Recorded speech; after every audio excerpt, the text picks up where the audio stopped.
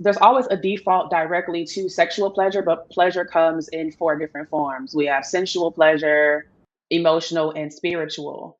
And so, just in the options that they have for how they express themselves and how they dress and how they show up, how they wear their hair, even in how they walk throughout life. I remember growing up, my aunties and grandmothers would be like, don't poke your chest out. That's being fast. When really it's just proper posture.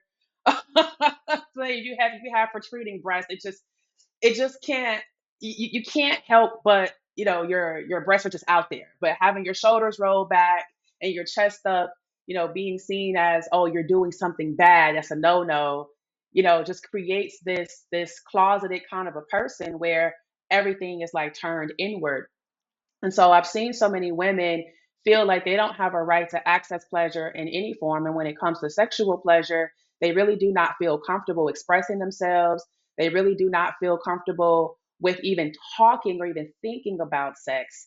And a lot of them do, like when they get to the point where they realize that they're not doing anything wrong, they feel frustrated, they feel lost, and they feel like they don't know where to begin in even exploring their sexuality. And so that's where I come in empowering them and reminding them that they have personal autonomy, and encouraging them to take baby steps based on what they feel comfortable doing.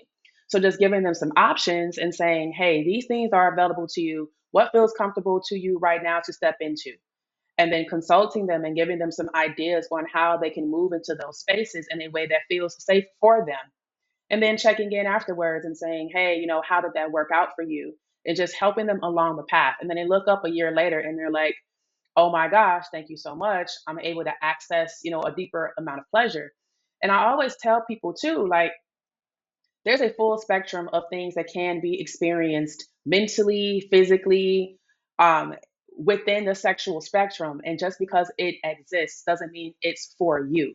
And so there is a lot of unwiring of all the programming that's come from, organized religion, that's come from cultural things that came from their parents or from their elders.